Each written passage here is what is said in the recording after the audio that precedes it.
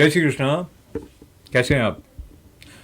पार्थाय प्रतिबोधितां भगवता नारायणेन स्वयं व्यासेन ग्रथितां पुराणमुनिना मध्ये महाभारतम् अद्वैतामृतवर्षिणीं भगवतीम् अष्टादशाध्यायिनीम् अम्ब त्वामनुसन्दधामि भगवद् गीते भवद्वेषिणी। गीता माता की जय जयकार, जगत गुरु योगेश्वर कृष्णचंद्र भगवान की जय जयकार करते हुए आज विश्व रूप दर्शन योग में प्रवेश कर रहे हैं एकादश अध्याय के साथ में। इससे पहले हमने विभूति योग में भगवान की विभूति के बारे में कुछ श्रवण किया और ये कृष्णार्जुन संवाद को लेते हुए जब विश्वरूप दर्शन योग तक आए हैं हम, तो अर्जुन की क्या मनोस्तुति हुई है वो पहले श्लोक से ही पता चल जाएगा। और आज के इस सत्र की विशेष बात ये है कि हमारे साथ शास्त्री जगदीश त्रिपाठी जी भी जुड़ रहे, तो आगे की बात उनका साथ लेकर की जाए। और इस दृष्टि से स्वागत है शास्त्री जी का। नमस्कार।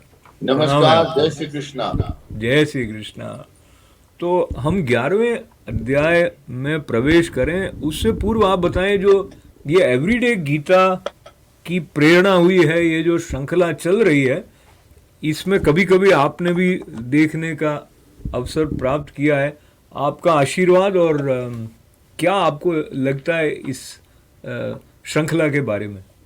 इस श्रृंखला के बारे में मैं यही कहूंगा कि ये एक अद्भुत और अलौकिक और बहुत सराहनीय प्रयास आपने किया था और आपने इसको बिल्कुल तपस्या की भांति लेकर के यहाँ तक आप लाए हैं, जो भगवान कृष्ण की कृपा से ही संभव था।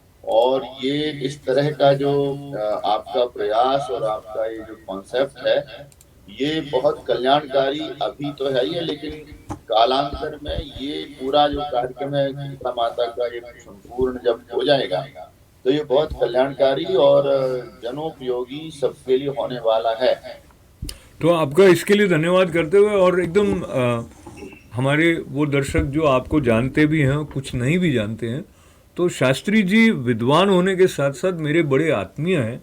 और उस आत्मीयता का लाभ लेते हुए ये जो मित्र के संवाद की बात है, उसमें एक मित्र का स्वागत करने का विशेष आनंद जो मुझे मिल रहा है, उसमें कई बार ऐसा होता है कि जो कहने वाला है और जो सुनने वाला है, जब वो दोनों एक दूसरे को भली भांति समझते हैं तो समाज में भी एक ऐक्य आ जाता है। वो हम अपने जीवन में भी घटित होता देखते हैं।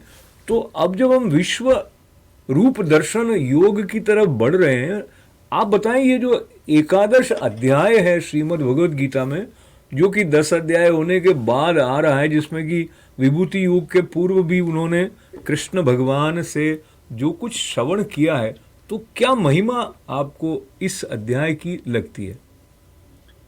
तो इस अध्याय की महिमा यह है कि जब अर्जुन को भगवान श्री कृष्ण कहते हैं विभूति योगी में कि मैं यहाँ भी हूँ, यहाँ भी हूँ, यहाँ भी हूँ, यहाँ भी हूँ, और तब उन्हें लगता है कि शायद अभी अर्जुन पूरी तरह से नहीं समझ पाए, वो देख नहीं पाए, तो वो कहते हैं, वो फिर वो प्रत्यक्ष उन्हें दिखा रहे हैं कि देखो सब कुछ मुझ में है और मैं सब कुछ में हूँ। तो वो तुम्हारे जो चरम चक्षु उनसे तो देख नहीं पाओगे, तो उन्हें दिव्य चक्षु प्रदान करते हैं या तो उसे ज्ञान दृष्टि देते हैं।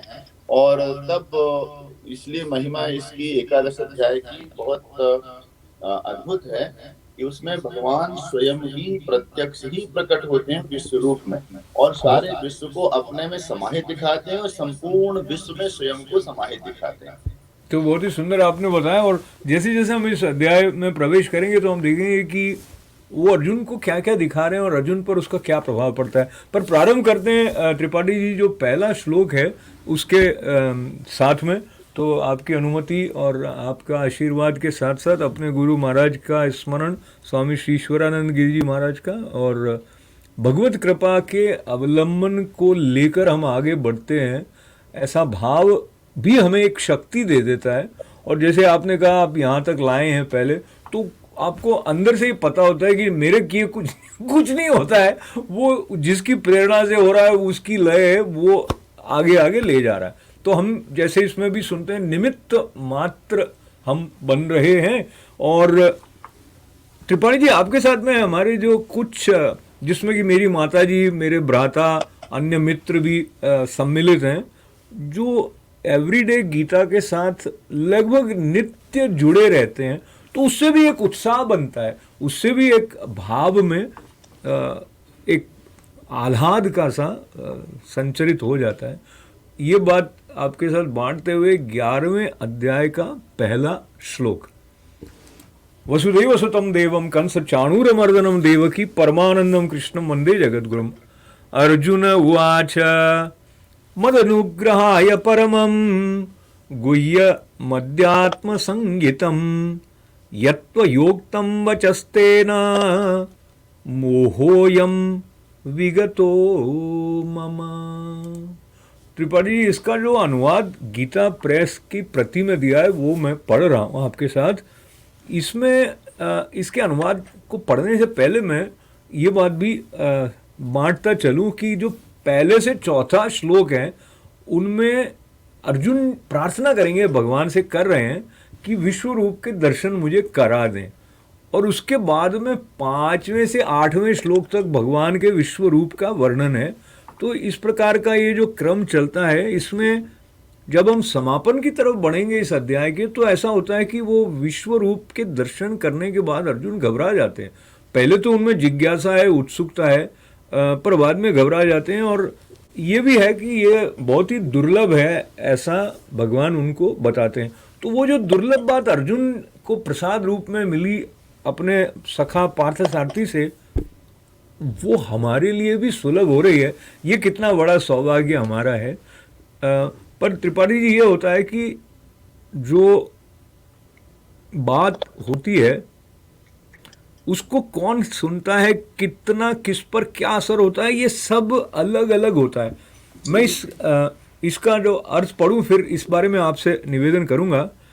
तो पहले श्लोक का अर्थ है, मुझ पर अनुग्रह करने के लिए आपने जो परम गोपनीय अध्यात्म विषयक वचन अर्थात उपदेश कहा, उससे मेरा ये अज्ञान नष्ट हो गया है।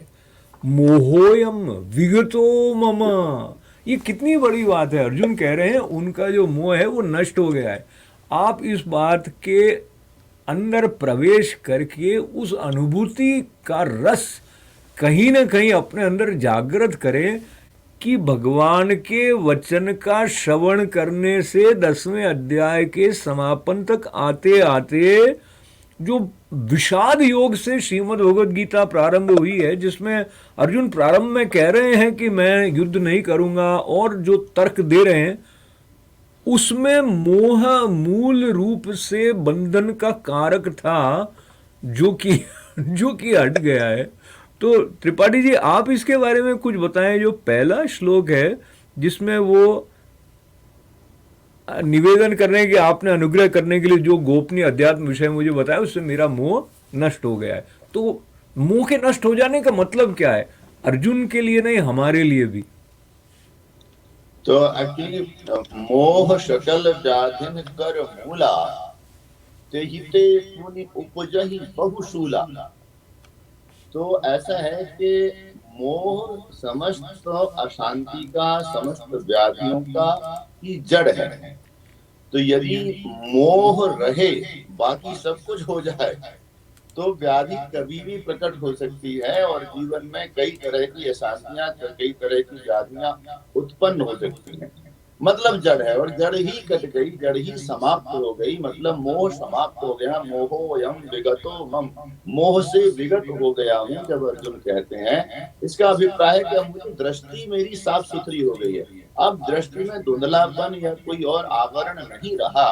तो अब मैं आपको पूर्णता से शुद्धता से देख सकूंगा, तो आप मुझे अपना स्वरूप दिखाइए। अब मोह की जो छाया है वो नहीं रही। क्या बात है, क्या बात है। जैसे हम बोलचाल की भाषा में कहें तो आंखों का कोई ऑपरेशन हो गया, उस प्रकार की अंतर्दृष्टि जो है वो परिष्कृत हो गई अर्जुन की, ऐसा जी उन्होंने कहा। तो बहुत ही महत्वपूर्ण श्लोक है पहला भी, और 4 श्लोक में जो अर्जुन बात कह रहे हैं, तो पहले से उन्होंने श्लोक से भगवान को अपनी स्थिति अवगत करा दी। अब इसके बाद में वो बड़ी महत्वपूर्ण, अगर कहें कि मांग करने वाले हैं, तो दूसरे श्लोक की तरफ बढ़ते हैं। भवाप्ययो हि भूतानां श्रुतौ विस्तरशो मया त्वत्तः कमलपत्राक्ष महात्म्यमपि चाव्ययम्।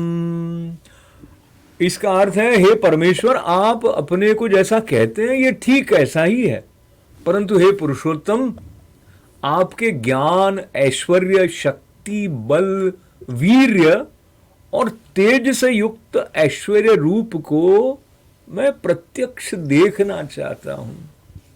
तो इसमें उत्सुकता का भाव तो है कहीं ना कहीं, पर श्रद्धा में कोई कमी नहीं है। वो संशय के साथ नहीं कह रहे कि अरे ऐसा कहा है, सच्ची में तो नहीं है, मुझे बता, वो वाली बात नहीं, वो वाली बात नहीं। तो पर ये जो भाव अर्जुन के मन में आया कि वो विश्व रूप का दर्शन करें, उसके बारे में आप क्या सोचते हैं त्रिपाठी जी? उसके बारे में मैं ये सोचता हूँ, ये चिंतन करता हूँ कि जब वो भगवान कृष्ण कह रहे हैं कि मैं यहाँ हूँ, यहाँ हूँ, यहाँ हूँ, सब मुझ में है, मैं सब में हूँ, तो वो सोचते हैं कि वो तो एक वो अपने हृदय में चिंतन तो कर सकते हैं कि जैसे कोई कहे और मैंने देखा ना हो तो मैं सोच सकता हूँ, विचार कर सकता हूँ। जैसे हमारे यहाँ सूरदास जी ने कहा या तुलसीदास जी, क्यों गूंगो मीठे फल को रस अंतर हित ही भावे।